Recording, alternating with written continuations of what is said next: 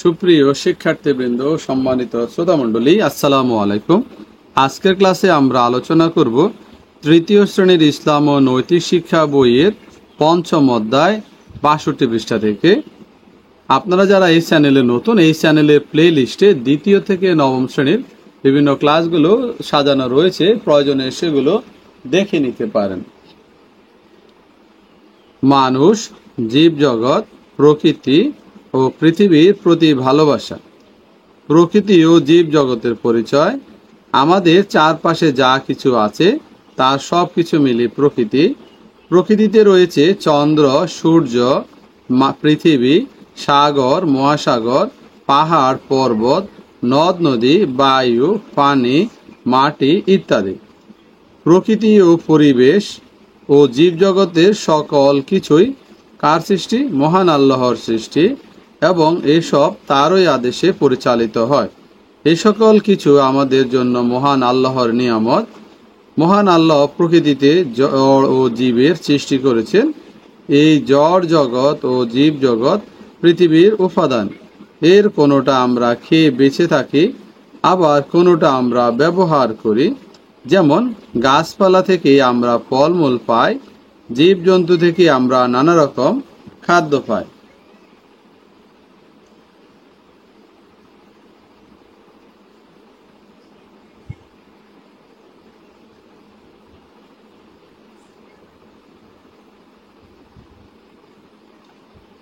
এটা হচ্ছে একটা প্রকৃতির ছবি, প্রকৃতি, পরিবেশ ও জীব জগতের ছবি। বেঁচে থাকার জন্য আমরা প্রকৃতি, পরিবেশ, জীব জগতের উপর নির্ভরশীল। আমাদের বাঁচার জন্য কি দরকার? পানি দরকার, আর পানির অপর নাম হচ্ছে জীবন। অক্সিজেন ছাড়া আমরা শ্বাস প্রশ্বাস নিতে পারি না। গাছপালা থেকে আমরা অক্সিজেন পাই। এছাড়া সূর্য আমাদের কি দেয়? আলো দেয়। সূর্যের আলো তাপ না থাকলে পৃথিবী অন্ধকার ও বরফ হয়ে যেত। তাহলে আমরা জানলাম সূর্যের আলো আর যদি তাপ না থাকতো তাহলে আমাদের পৃথিবীটা অন্ধকার থাকতো, এবং তাপ না থাকায় সেটা বরফে আচ্ছাদিত হয়ে যেত।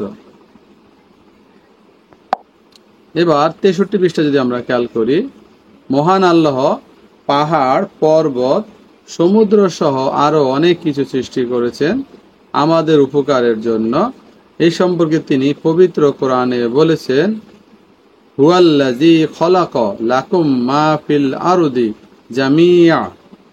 এ কথার অর্থ হচ্ছে তিনি আল্লাহ পৃথিবীর সব কিছু তোমাদের জন্য সৃষ্টি করেছেন। এটা সূরা বাকারার ২৯ নম্বর আয়াতে এই কথাটি বলা হয়েছে। মহান আল্লাহ এই পৃথিবীর সব কিছু সৃষ্টি করে আমাদেরকে এই রক্ষণাবেক্ষণের দায়িত্ব দিয়েছেন। আল্লাহ পৃথিবীর সব কিছু সৃষ্টি করেছেন, আর সেগুলো রক্ষণাবেক্ষণ করার দায়িত্ব আমাদেরকে দিয়েছেন। তাই আমাদের উচিত প্রকৃতি, জীবজগৎ ও পরিবেশকে জানা এবং এদের প্রতি যত্নবান হওয়া। বিষয়বস্তু পড়ি ও ভাবি আমাদের চারপাশের প্রকৃতি, পরিবেশ ও জীবজগতের ৫টি উপকারী উপাদানের নাম লিখি। কাজটি আমরা একাকী করি। এখানে একটা ছবি দেওয়া আছে। প্রকৃতি, পরিবেশ ও জীবজগতের যে উপাদানগুলো। 52 মহিন একাডেমির ক্লাসগুলো দেখার জন্য প্রথমে সার্চ বারে লিখবে 52 মহিন, চ্যানেলটির লেখার উপর ক্লিক করবে। তাহলে এখানে তোমরা চ্যানেলের প্লে লিস্ট পেয়ে যাবে। প্লে লিস্টে ক্লিক করবে। প্লে লিস্টে ক্লিক করার সাথে সাথে চ্যানেলের ক্লাসগুলো তোমরা দেখতে পারবে। তোমার প্রয়োজনীয় ক্লাসের উপর ক্লিক করবে। ক্লিক করার সাথে সাথে যে ক্লাসটা তোমার পছন্দের সেই ক্লাসটা তুমি সিলেক্ট করে নেবে। ধন্যবাদ সবাইকে। আসসালাম। আমরা এই উপাদানগুলোর নাম এখানে লিখব। উপাদানগুলো হতে পারে পানি, বায়ু, সূর্য, মাটি, পাহাড়, পর্বত। তাহলে আমাদের প্রকৃতি, পরিবেশ ও জীবজগৎ উপাদানগুলো আমরা 5টা লিখতে পারি। 1 পানি, 2 বায়ু, 3 সূর্য, 4 মাটি, 5 পাহাড় পর্বত। নিচের ডান ও বাম পাশের তথ্যগুলো দাগ টেনে মিল করি, কাজটি জোড়ায় করি। যেমন মহান আল্লাহ, এটার সাথে মিলবে পাহাড়, পর্বত, সমুদ্র সহ আরো অনেক কিছু সৃষ্টি করেছেন। তারপর 2 নম্বর, আমাদের চারপাশে যা কিছু আছে, এটা হবে অংশটা, তার সব কিছু মিলেই প্রকৃতি। 3 নম্বর, গাছপালা থেকে আমরা কি পাই? অক্সিজেন পাই। জীবজন্তু থেকে আমরা নানা রকম খাবার পাই। আমাদের উচিত একদম পরেরটা, প্রকৃতি, জীবজগৎ ও পরিবেশকে জানা এবং এদের প্রতি যত্নবান হওয়া।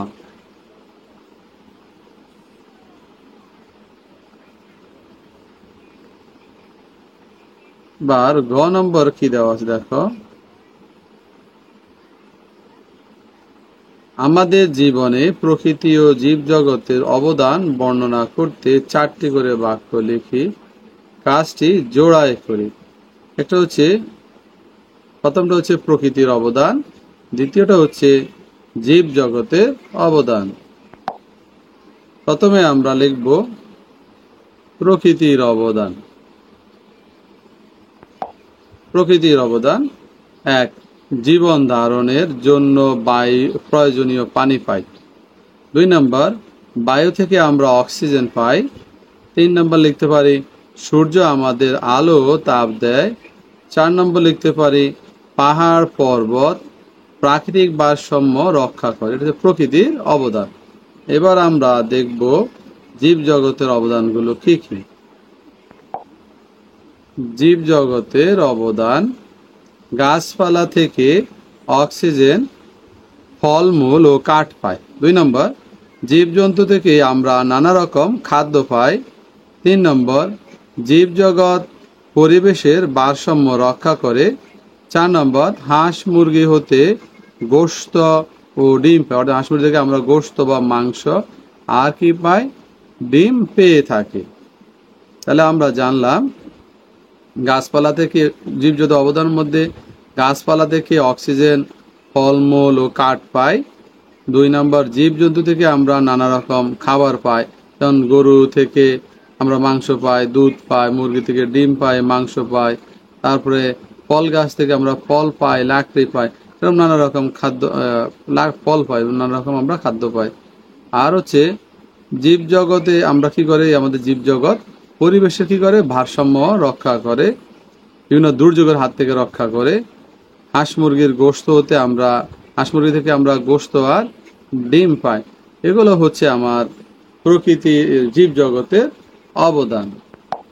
প্রকৃতির অবদান আমরা দেখেছি, জীবন ধারণের জন্য পানি পাই, বায়ু থেকে অক্সিজেন পাই, সূর্যের আমাদের আলো তাপ দেয়। তারপরে হচ্ছে পাহাড় পর্বত প্রাকৃতিক ভারসাম্য রক্ষা করে। পাহাড় পর্বত দ্বারা কি করেছে? পৃথিবীর ব্যালেন্স করেছে আল্লাহ তাআলা, অর্থাৎ পাহাড় পর্বত দিয়ে প্রাকৃতিক ভারসাম্য রক্ষা করা হয়েছে। ধন্যবাদ সবাইকে। আসসালামু আলাইকুম। ধন্যবাদ সবাইকে। আসসালামু আলাইকুম।